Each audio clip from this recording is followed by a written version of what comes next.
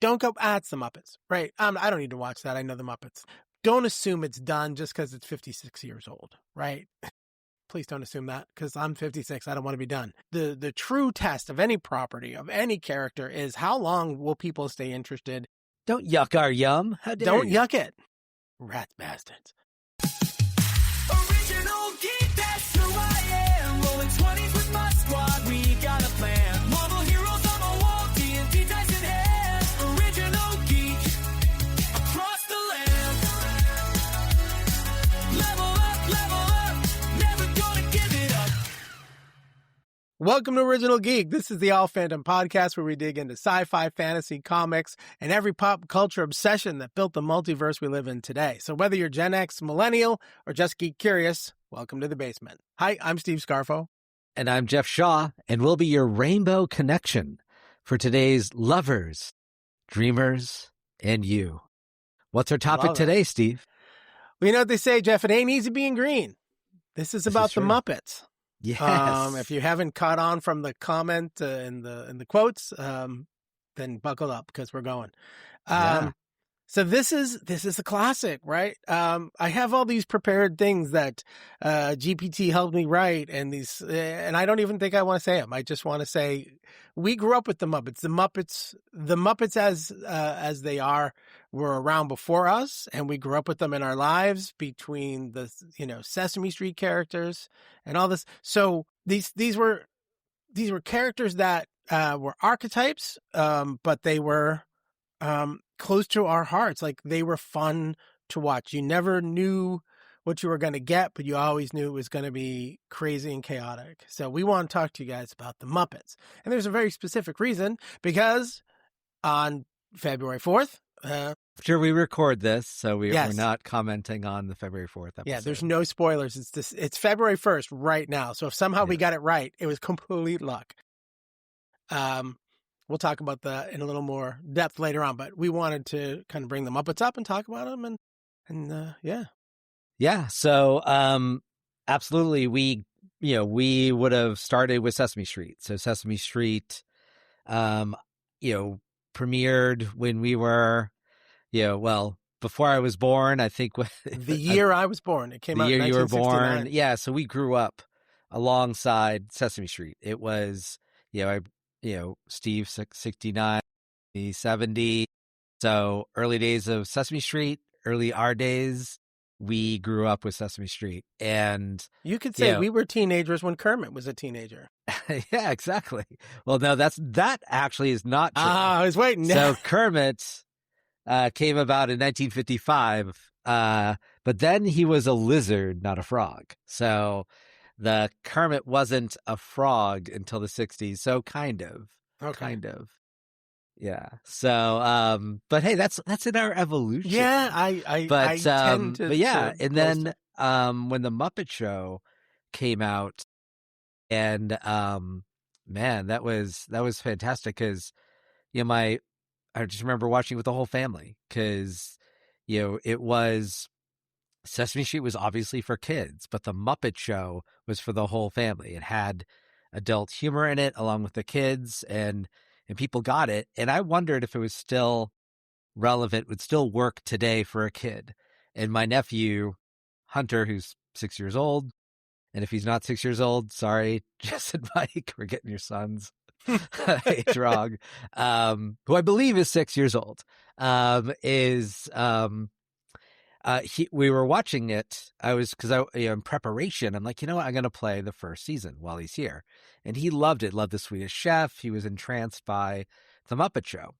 And then I also asked my mom, who was here at that same time, because there were some of those guest hosts from that first season. I had no idea who they were. And like, who is Joel Grey and Connie Stevens, Juliet Prowse? I'm certain I did not know who they were when I was a kid. You know who they are now. I know who they are now, but like when I was like that's what I think. That's what I think. Like, they didn't get, like, their guest hosts were like making sure adults were watching this, like, because they weren't like children's celebrities. Right. This wasn't like Lee Majors. I'm not saying that Lee Majors didn't do one, By the that way, first for those who season. don't know who Lee Majors is, Yes. $6 The million $6 man. million man. And if you don't know what the $6 million man was, because that was this late 70s, early 80s show. Okay. We're just pulling back the gray on our Okay. geek, Gen X geekness. All right. Yeah. So, Try to so- think of a kid but you gotta star. remember I couldn't that- think of a kid star. Sabrina Ronald Carpenter. McDonald. They couldn't get Ronald They McDonald. couldn't get Ronald. No, let's hope not. He was always on that bench outside the restaurant. But you got to remember the first season of the show, right? It was all, and I'm sure you've looked this up because I have failed to, but I remember it always being on PBS, right? So not a lot of budget. Nope. See, PBS was Sesame Street. oh, sorry. Yes. Muppet Show was network, but it was still a first season. So I'm sure their budget for bringing people in was small. So they were going with those A-, B+ folks, I'm sure, or older. Because, I mean, let's face it, Joel Grey was great, but he was, I think, older in 69 or whatever the actual, that was Sesame Street when the Muppet Show started. It would be like saying we got, I can't even think of a good example. I was going to say Harrison Ford because he's old, but he's still too relevant. But somebody who was a star, John Cusack is a good name, right? He was a guy big in the 80s and 90s who may not have a lot of heat on him. He might be cheaper to pick up for a show today.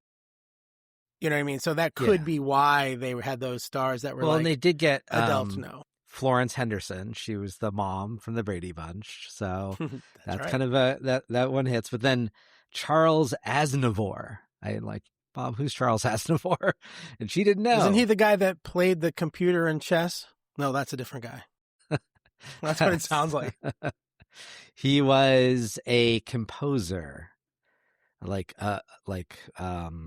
And so, but to that point, they recorded in England because no studios just didn't get it, which I know we were touching a little bit about on the evolution, but we can just skip this part of the evolution. It was Jim Henson had a hard time. And what's ironic about it is Jim Henson, these characters, he didn't want them in Sesame Street because he didn't want Muppets being just for kids. And Sesame Street was just for kids.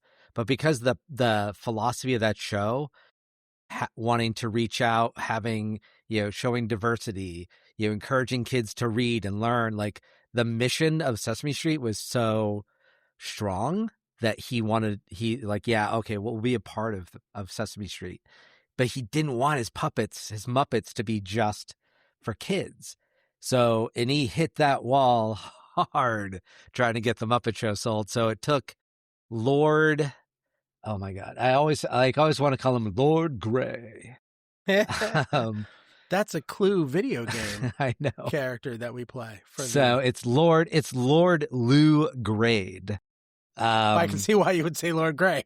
Yeah, so every time I heard it, like Lord Grey, he believed in it and put millions of dollars, but he did say the Muppets had to be filmed in England, and so that was part of the challenge too, is trying to get U.S. stars, which blows my mind. Like they said, like they couldn't get people there because they couldn't afford to pay them hardly anything to host. They'd be there for a week recording the Muppet Show and not making much money. But I'm like, but I got a trip to England. You're paying for if I had been an actor in the 70s, like, yes, I'll take a free trip to England and act with puppets. Right, but Muppets. you got to remember in the 70s, because it was, I'm looking at it now, 76, the Muppet Show started. But in 76, the split between TV actors and movie actors was huge. We talked about it in previous podcasts, right? There were times when movie actors wouldn't touch TV because it would ruin their career. That's right? true. So That's it true. could have been that there was a sort of a stigma. A, it's a TV show. B, it's a kid's show. Because even though 100%. It wasn't, yep. right? So I'm sure there were people who were like, nah, it sounds fun, but I can't afford to downgrade myself to kids TV. Yeah, it's hard to put ourselves back in those shoes. Yeah. Even though we talked about it like last episode. but it's true. Like every other TV show, because the Muppets went, 6 years to 81 for the original run? Yeah. Yep. 81. And so that's why in the later seasons you start seeing bigger stars, because just like anything else, it's like, oh wait, that worked. Yeah. People are getting heat off this. Holy crap! Now I want to do it. And yeah, that's they went why from struggling to having a wait list. And people must have just not gone on, because Jim Henson stopped it at 5 seasons, not because it wasn't successful, but he wanted to end on a high note, and which I think was amazing for him being from the US, because I know in England they do that. And I know you talked about that on a previous episode. Like the original Office was 3 seasons, then we're done. Seasons, yeah. And it wasn't because it wasn't successful. They just we did it. We're going on a high note. And so for Jim Henson to okay, I'm done. 5 seasons of this incredibly successful show. Right. So let's take a trip through time. It's a Geek Flashback. So as we were talking about, just putting ourselves, watching the Sesame Street, watching the Muppet Show with family, my flashback, a memory I have to this day, and I made sure to rewatch it, was when Steve Martin was in the 2nd season, because my family, we were huge Steve Martin fans, had the actual vinyl, played those vinyl records of his that he made, Wild and Crazy Guy, and had the balloon with the arrow through his head and all that. And I love that in the trailer for the new episode that's premiering on February 4th, the Kermit is walking down the hall with all the pictures of guest hosts, and he stops, and it's the Steve Martin guest host from the Muppet Show is the one you can see most clearly. And I think it's, that for me was, for my flashback, when I think of the Muppet Show, I always think of the Steve Martin episode, and specifically, and I rewatched this to see just why I remembered it so strongly, was he was juggling oranges, and he throws one to Fozzie, and Fozzie throws it back and misses, and Steve Martin goes to get the orange and actually steps on it and freaks out that he's killed the orange. And it's so ridiculous. And I don't know why I still remember it, because I was like, that bit's got to be just pure gold. I'm not saying it wasn't funny. It was funny, but I don't know why it stuck with me so much. Why that oh my God, that's so good. Yeah, it's a time and place thing, right? Because you were younger, and at the time, Steve Martin's wacky antics were at the height of his career then, right? You didn't know him for what he can do today. I remember that same bit. I don't remember the stepping on the orange. I remember him coming out with the arrow through the head. So for me, the biggest flashback was always, I guess there's 2. I was going to talk about it later, but Fozzie, of course, as a stand-up, resonates with me. And I didn't get it at the time, but he was never supposed to be good. And you always rooted for him. But one of the things Henson wanted is he wanted characters who failed and never got better. Miss Piggy was never supposed to be a star. She always wanted to be a star, but the humor was in the attempt, right? Fozzie was never going to be an amazing stand-up comic, but he wanted to be a stand-up comic. And, even as a kid, because as a kid, I loved watching, probably not PC to say now, but Bill Cosby was one of my favorites growing up. I think we've talked about it. I loved the whole Noah bit for Bill Cosby, but I watched and listened to stand-up from a very young age, long before I even thought about being a stand-up. So watching Fozzie always hit me, and I always felt so bad every time he would have a waka waka waka moment. I'd be like, holy crap. But but as a kid, I know what you mean, because we're rewatching this, and it's not his jokes are so amazing, but as a kid, didn't you actually like his jokes? I did. I did, because they were good. They were goofy, silly kid jokes, but he would never get a good response. Yeah. People were never laughing at him, but that was on purpose. And I didn't know that at the time. So you feel bad for him because we're laughing, and it's by design, right? Jim Henson was a very smart guy. Well, yeah, because he knew what he was doing. And actually the Steve Martin episode plays on that. So the Steve Martin episode, Kermit comes out, and he's like, all right, we're not going to have the show today. Sorry, it was a mistake. We're doing auditions today. And so Steve Martin ends up auditioning, and Fozzie Bear's racked with anxiety that he's going to lose his being the stand-up comic for the Muppet Show with Steve Martin there. So That's awesome. So yeah, that's good. Oh, and your point about Miss Piggy, that's one thing that struck me rewatching season 1 is that Miss Piggy didn't look the same and didn't sound the same because she wasn't meant to be a primary character. Initially, she was just kind of in the background as one of the dancers, but there was a scene early on with one of the dancing scenes and her interactions with Kermit, and they decided to keep going from there. And Frank Oz was only one of the voices for Miss Piggy, and he hadn't landed on his real Miss Piggy voice that we know, but there was a second puppeteer who was playing Miss Piggy because she wasn't, they didn't think it mattered, like, because she was not Such supposed to be a primary character. Well, one of the things I did find in the limited amount of research I was able to do, they had many puppeteers who played multiple parts. Yeah. And so I can see, like, if Frank Oz is doing a scene between Kermit and Miss Piggy, how that would be really rough for one puppeteer to do both voices in this scene. Right? Wait, what did you say? Doing Kermit the Frog and Miss Piggy? Well, it's Jim Henson's Kermit, so. But yes, but Jim Henson, you're saying he was not doing Miss Piggy. He hadn't landed on the voice, but Frank Oz was Miss Piggy. Oh, sorry. I totally zipped right over my head. I was thinking you said Jim Henson. So for the wrong reasons, but the right point, multiple people did the same, single people had to do multiple characters. So they had to split it out. And so obviously then it wouldn't have been Jim Henson and Frank Oz because, it's interesting that you mentioned that too, because it seemed, Frank Oz eventually became well known as a director, and he kept providing the voices for like Miss Piggy, but he couldn't do the puppetry anymore. He just didn't have the time. And someone, one of our Gen X friends was hanging out yesterday. We're all excited about the Muppet Show, but she was bemoaning the fact that they didn't sound the same. And couldn't they have found someone who could imitate the voices better?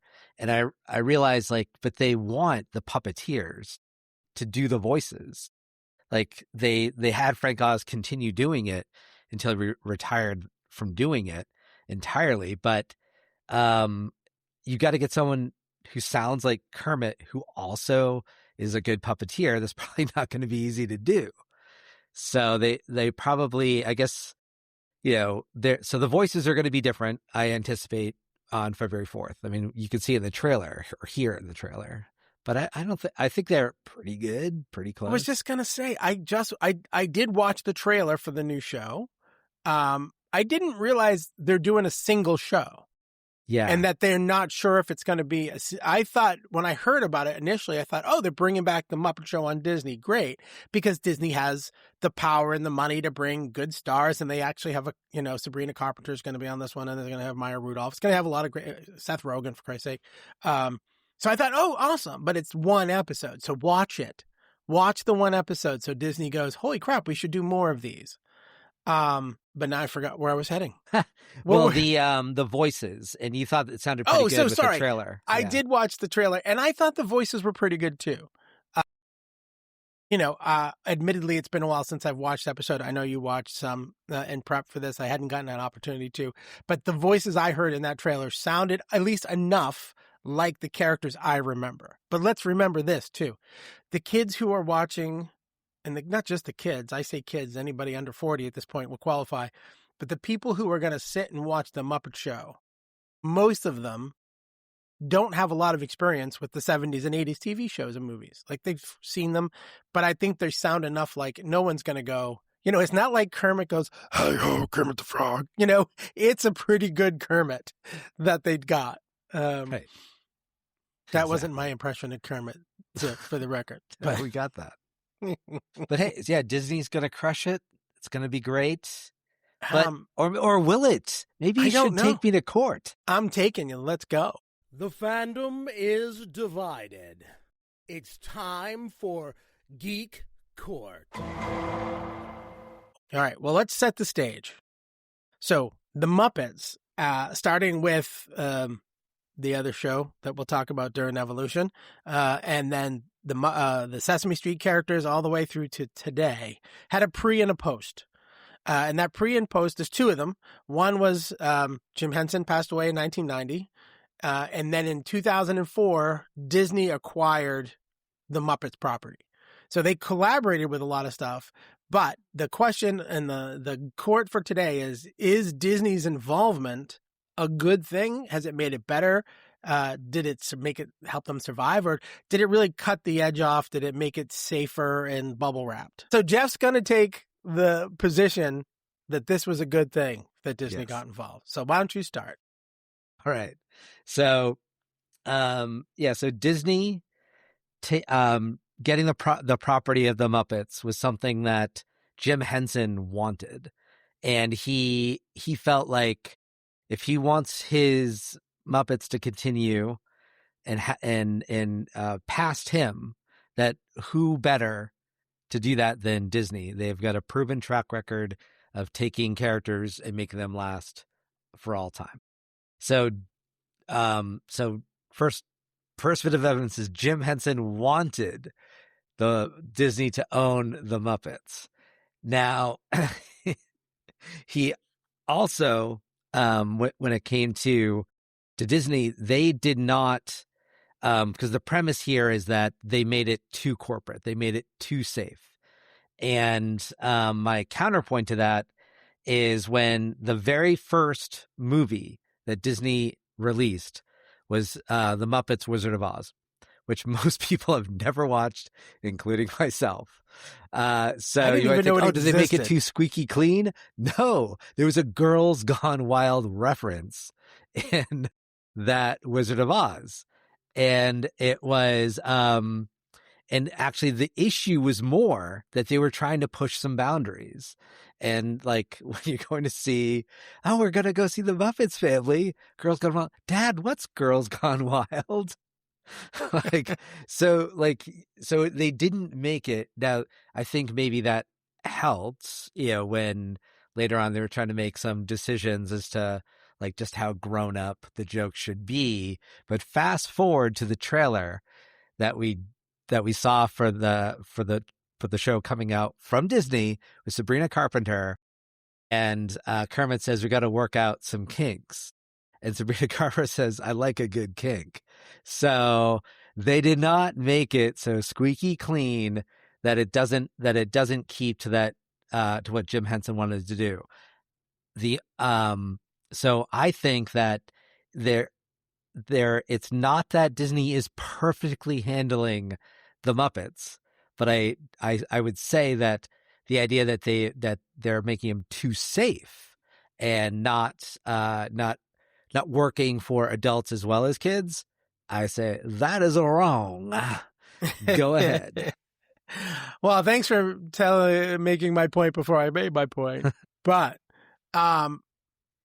so I can't deny that Disney's involvement with most stuff is positive, right? For all the stuff we've been talking about, they have big budgets, they have a full studio, they have control.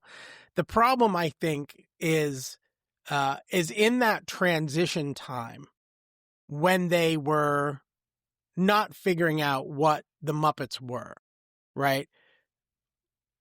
I did not know Henson wanted them to go to Disney, and it sounds actually odd to me because with the things I have read about it is he liked the Muppets as basically they were a cast of fools, and they were fools on display for a purpose, right? The humor was in their failings. The humor was in their shortcomings, in their ignorance, and sometimes just in their ineptitude.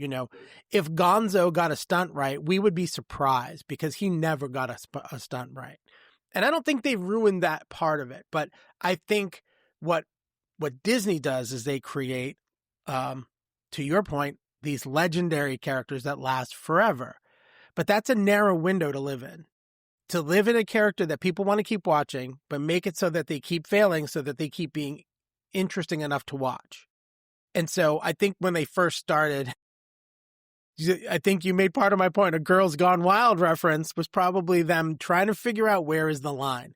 The kink reference, a little more subtle, because yes, it's still got a sexual bent to it, of course, especially with Sabrina Carpenter. And, her persona is very much the kinky girl. She sexualizes herself a lot in her music and her advertisements. So for her to say it, it's obviously what they were pointing at. And by the way, the part you didn't say was that, and I assume it's the right cut, but at least in the ad, they do a cut to one of the little rats going, hey, she goes, I like a little kink. And he goes, hello, or whatever. He's like, it's hysterical because this little tiny puppet pops up to say hi to her, which just kind of exacerbates the whole sexual overtone to it. But again, the Muppets was never meant for just kids. It was meant to be I think of it like Shrek, the original Shrek. We brought my nephew to go see Shrek when he was, I don't know, God, whenever Shrek came out 30 years ago, right? Just say 6. Yeah, 6 works. He was young, and it was funny because I think it was Thatcher, and it was a bunch of guys. It was my brother, my brother-in-law, Jeff. I think Ryan Gartley came with us. We all went to go see Shrek, and I laughed so hard because most of those jokes weren't for the kids, but they were subtler. The whole thing with him questioning Gingy, do you know the Muffin Man? The Muffin Man, them saying the lyrics to the song. Kids didn't understand that. I was crying. And I think that's where the Muppet Show used to be, right? It used to be. And still is. It's still, but I think they screwed it up a little bit. Now, are they redeeming themselves? We'll see. Hopefully this February 4th show is great. I'm going to watch it anyway because I love the Muppets and I love Disney, but I'm afraid that they are not going to hit this nail on the head. They have, they've done some bad, but maybe they'll do some good. So hopefully it's not too safe. I think the Sabrina Carpenter clip gives me hope, but I'm afraid. Well, and it's funny because I feel like things like the Muppets mockumentary series that in 2015, where it's supposed to be like The Office and Modern Family. I watched the first episode. I did not like it. It had a huge following, and that was geared towards adults. So I feel like, I'm not saying that Disney doesn't take missteps, but I think attributing it to the fact that they want it clean and polished and for kids is not the misstep they're making. They've made mistakes. I just take umbrage to the fact that they're trying to make it too safe, because so that's not what I said. Garbage. That's not my argument. You're arguing someone else's point. I didn't say they were making it too safe. Geek Court, did he save the Muppets or sand the edges off? But what I just said wasn't the sanding the edges off. I said that they have made mistakes. I have said that they try to make it more Disney, and they're trying to get longevity out of these characters. But I said it's difficult space for them to live in. So yeah, but they've made mistakes. Jim Henson's also made mistakes because he had he's had some fails. The Jim Henson Hour was not a success. Had a Muppet segment, so that was pre-Disney. It's not like they were all. He was just pre-podcast. That's all he was. If that was a Jim Henson Hour was a podcast, it would have been freaking amazing. All right. Well, unfortunately, I think I have to give this one to you. Ooh.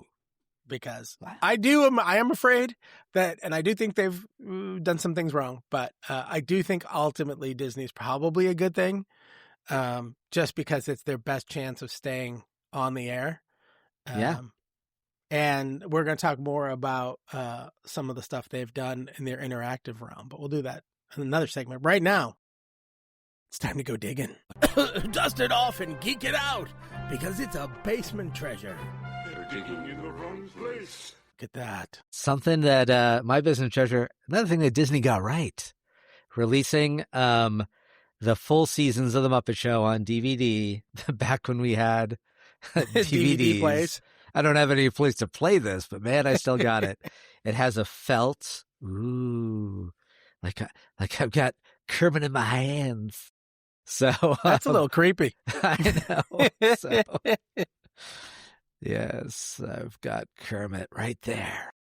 So This season 1, The Muppet Show on DVDs, the full season, before we could widely get things on streaming legally. I understand like things have been available on the internet illegally for a long time, but it wasn't easy to get and view. So this was fantastic. So My Basement Treasure was, and what I do like about these box sets, which I do miss that we don't have as much in when it comes to streaming, is all like the bonus features where you get the original pilot is in here and lots of different like nuggets that you don't always get or can see in streaming.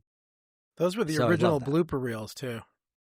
The original blooper reels lived on a DVD, or a DVD or a Blu-ray extras segment. Those were always my favorites. Yeah, So I did love just that. look it up.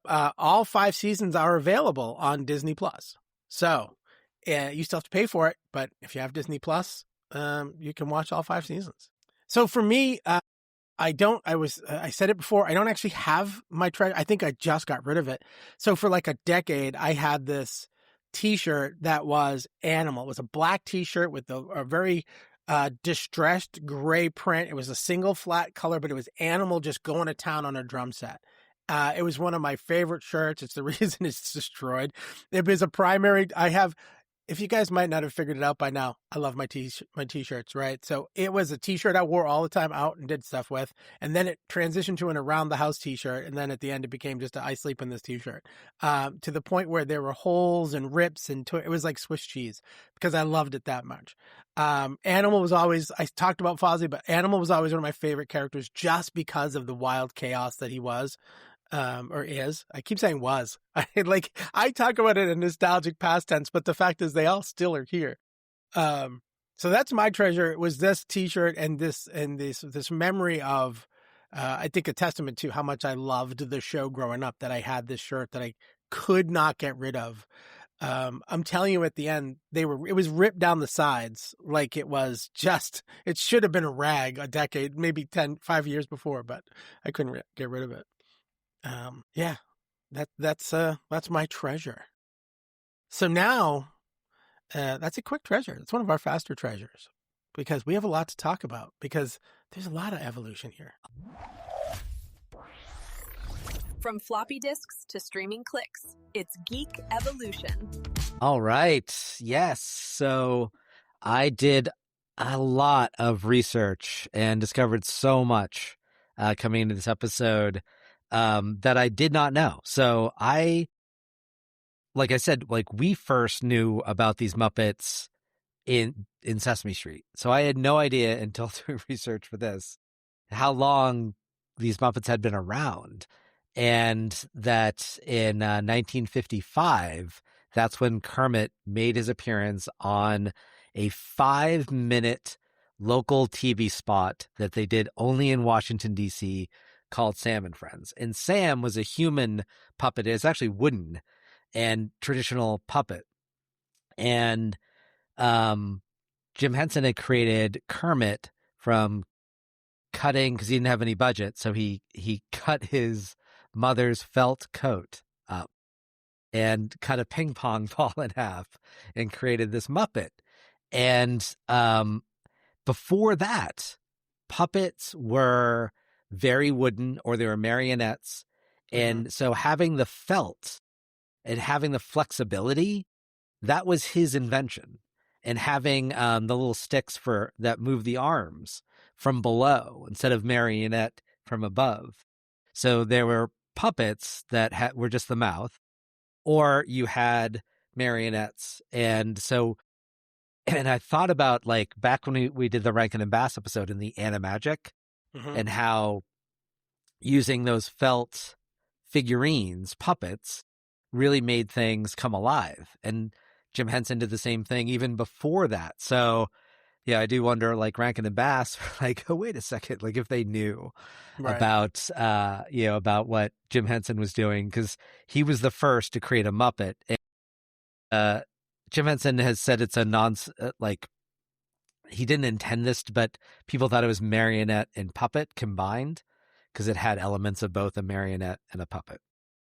So Was it technically isn't it marionette, the idea that it's being controlled from above?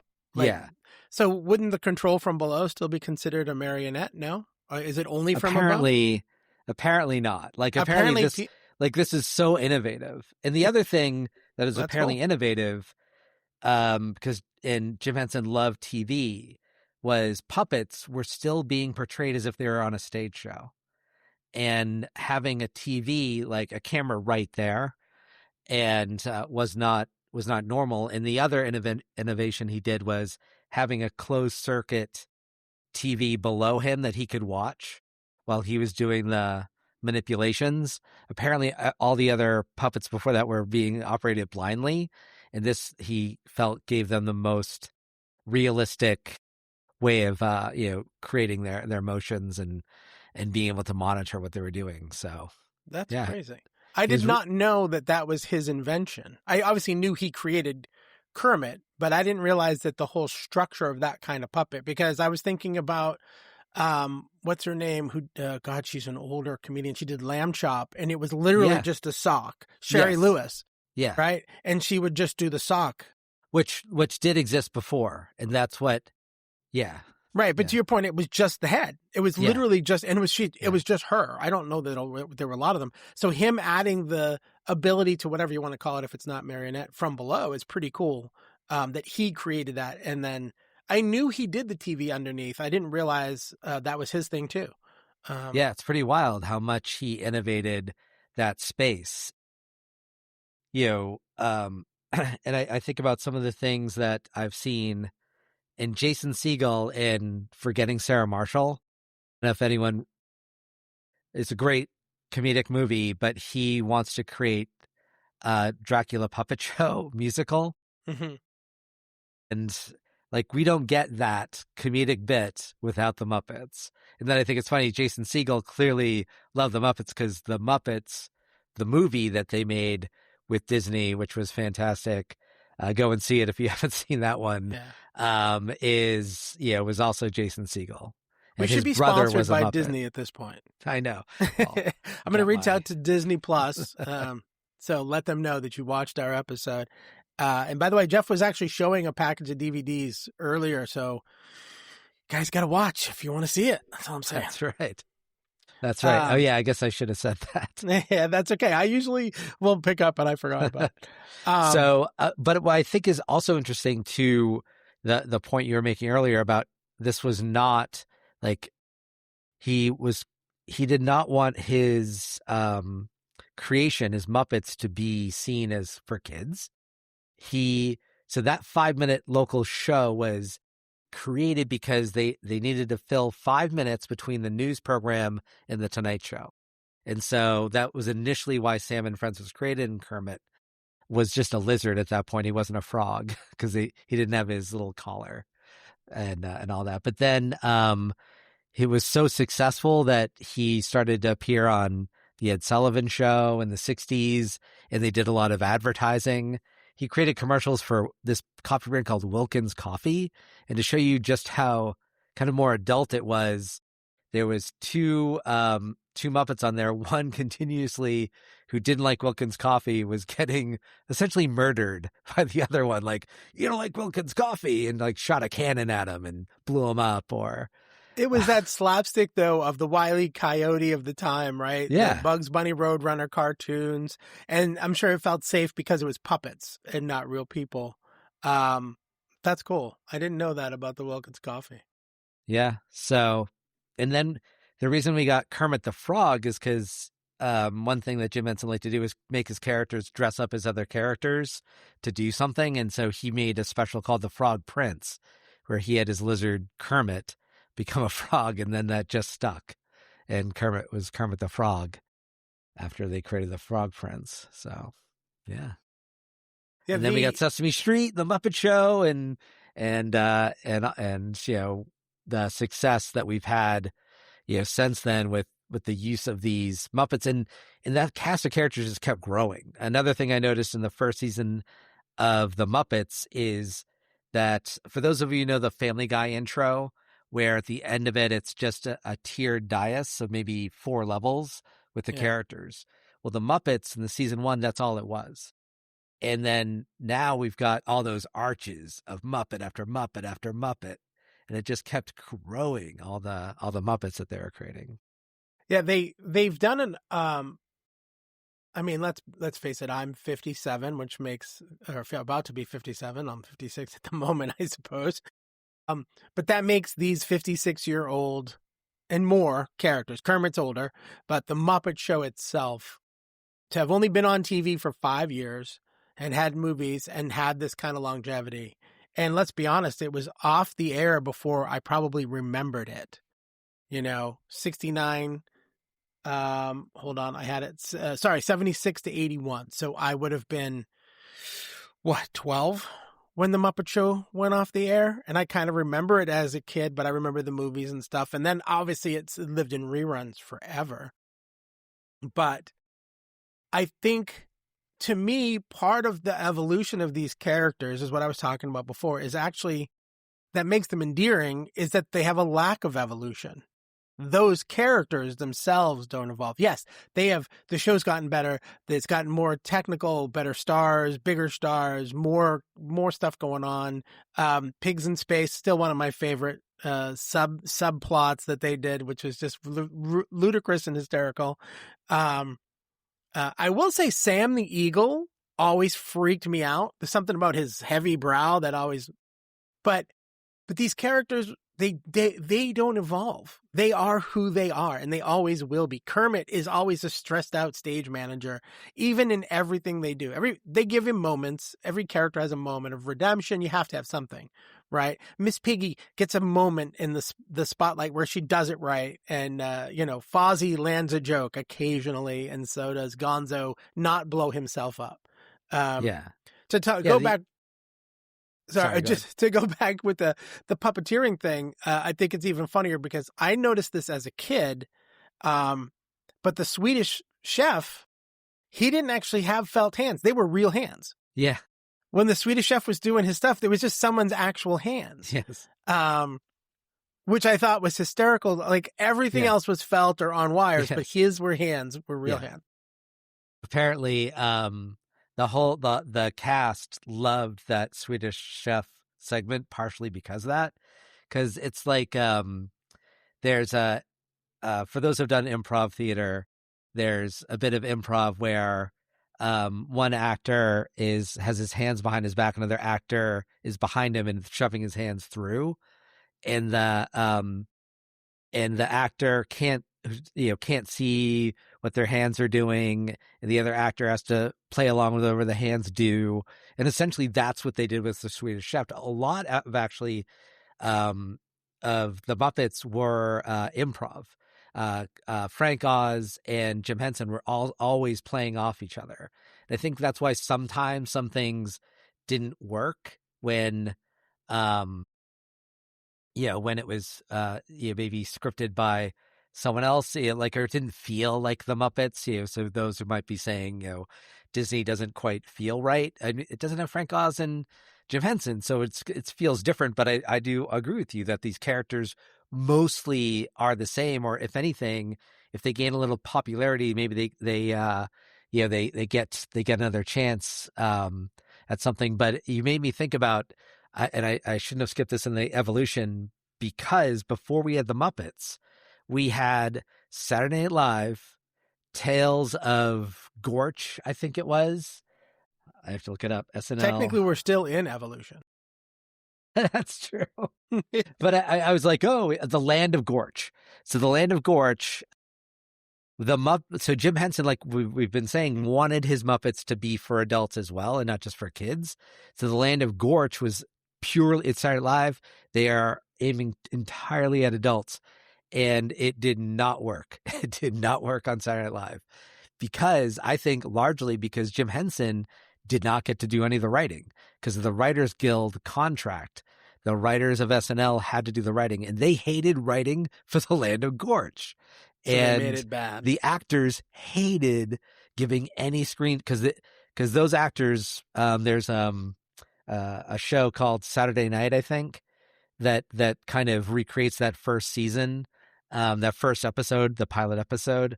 It's great. Go and watch it. And The Land of Gorch is featured in there, and Jim Henson as well. They hated giving any time because these actors were constantly losing out on their skit. They've worked all week on it, and it gets cut. And they're like, I'm getting cut for a Fuppet, because they were like the effing Muppets. These Fuppets gotta get out of here. I love that you won't swear. We can swear here. It's okay. I always mark us as explicit because I can't hold them back. Usually it's me. Yeah. So Belushi was like, these fucking Muppets, get them out of here. Yeah. And so they hated them, and the writers hated them. And so I think it was a self-destructive relationship, or like they were on self-destruct.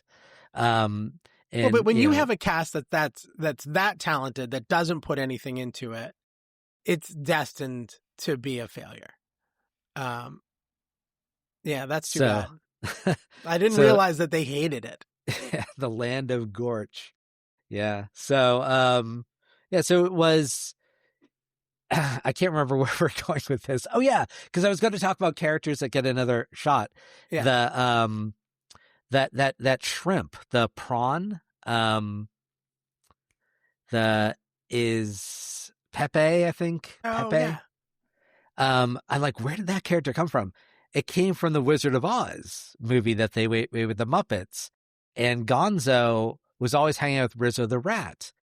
And then flash forward to one of the newer Muppet events, which was Muppet Haunted Mansion, which is fantastic.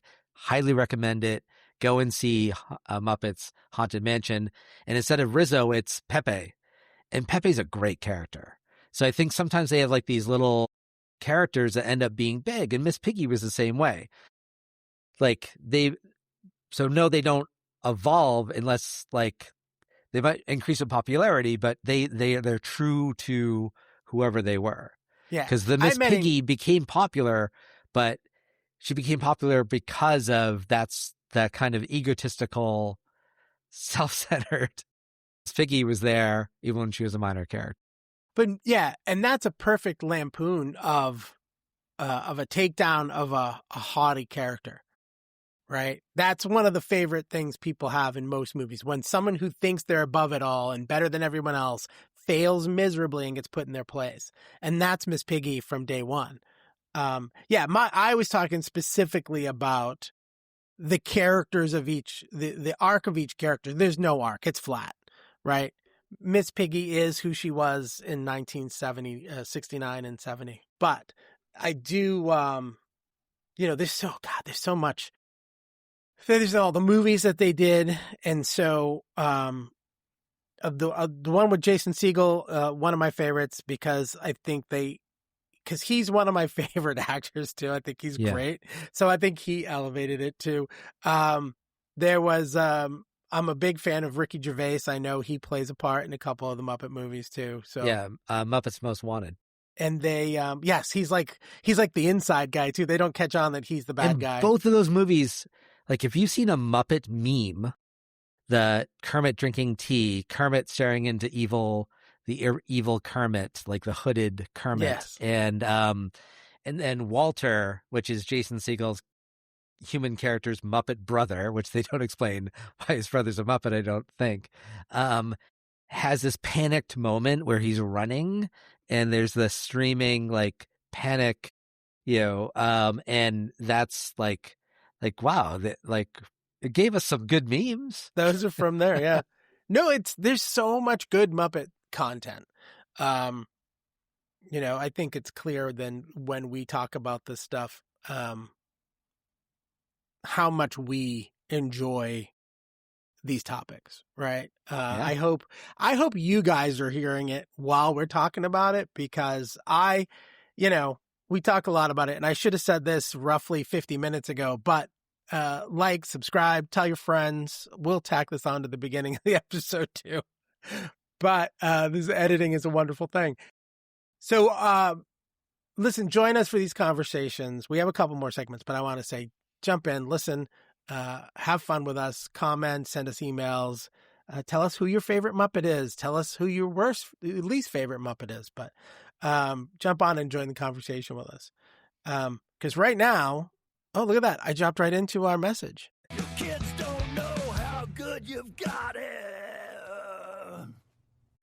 Watch the Muppets. That's the message for all generations. Like I said, my 6-year-old nephew was watching that season 1 of the Muppets and was really enjoying it, really getting into it. They still work. And there's probably, if you're like me, Gen X, maybe you stopped watching at some point, thinking, I'm past the Muppets. Maybe you still love them for nostalgia's sake, but you never watched A Christmas Carol or Treasure Island or Haunted Mansion or the Muppets with Jason Segel or the one with Ricky Gervais, Muppets Most Wanted. All of those, watch them, and the one on February 4th, because as Steve said, it's one episode. And it's how many views that episode gets that determines whether we get a second one or third or fourth or so on. Give it a watch.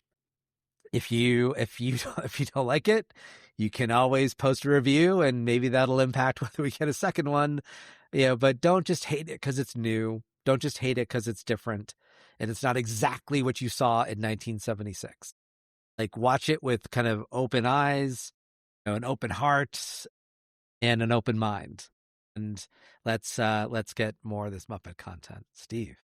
Yeah, I'm just going to kind of jump to the side of that and not even don't hate on it, but don't ignore it, right? Don't go, it's the Muppets, right? I don't need to watch that. I know the Muppets. Like, give them the opportunity to show you something new, like, or in fact, not new, but tried and true, but still good. There's a reason why 56, 7 years later, we're here talking about the Muppets. They have longevity. People like them. Don't assume it's done just because it's 56 years old, right? Please don't assume that, because I'm 56. I don't want to be done. But also, don't ignore it, right? This is good stuff. Ups and downs, ins and outs. The true test of any property, of any character, is how long will people stay interested. I want, like Jeff, to see more. I have the Disney, as most people have the bundle. I have the Disney bundle, so I get all the content. They have a lot of good content, but in this case, don't ignore the Muppets. It's 3 days from now, and hopefully we'll get something out before then, even if it's just a, hey, go watch the Muppets clip. But yeah, that's it. Watch them. Don't ignore them. Don't hate on them. Here's the deal. Even if you do hate it, just don't say anything. Let the people who like it talk so we can get another one. And then just don't watch episode 2. But don't yuck our yum. Don't yuck it. Rat bastards. All right. But we're going to drop into our hits and fail. It's critical hits and epic fails. All right. It's a hit. This is going to be an interesting one, folks. So my critical hit is the Muppet Vision 3D ride at Disney. It is without a doubt, and geez, I don't go as often. Jeff and his wife go a lot. Jeff and Kristen go a lot more than we do, but I've been enough in the last couple decades or whenever it first started. It's the first time since I remember being there. So it's going to be more than 20 years that this ride has been at Disney. And it was one of my favorite experiences as an adult, and I could only imagine as a kid. That 4D thing they do so well. They have theaters across their parks. They do one at Animal Kingdom with the ants, with the Bugs Life. Now it's Zootopia. Oh, is it Zootopia? I'll have to go see it next time we go, because I did not know they changed that. But it's one of those experiences. It's immersive. So there's real puppets in this.